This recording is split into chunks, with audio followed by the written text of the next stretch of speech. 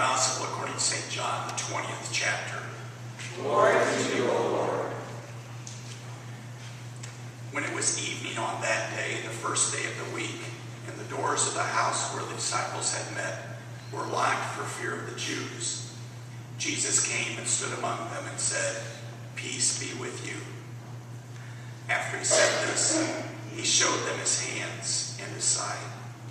Then the disciples rejoiced when they saw the Lord. Jesus said to them again, "Peace be with you. As the Father has sent me, so I send you." When he had said this, he breathed on them and said to them, "Receive the Holy Spirit.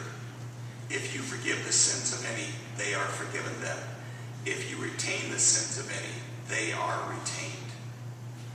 But Thomas, who was called the twin, one of the 12, was not with them when Jesus came. So the other disciples told him, "We have seen the Lord."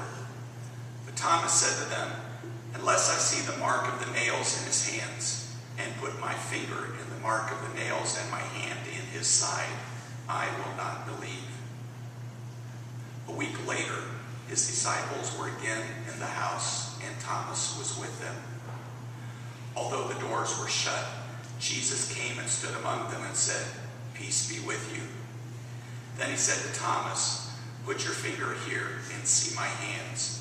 Reach out your hand and put it in my side. Do not doubt, but believe."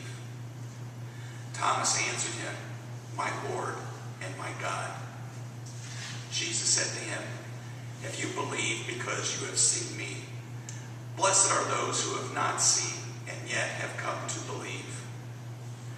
Now Jesus did many other signs in the presence of his disciples, which are not written in this book, but these are written so that you may come to believe that Jesus is the Messiah, the Son of God, and that through believing you may have life in his name.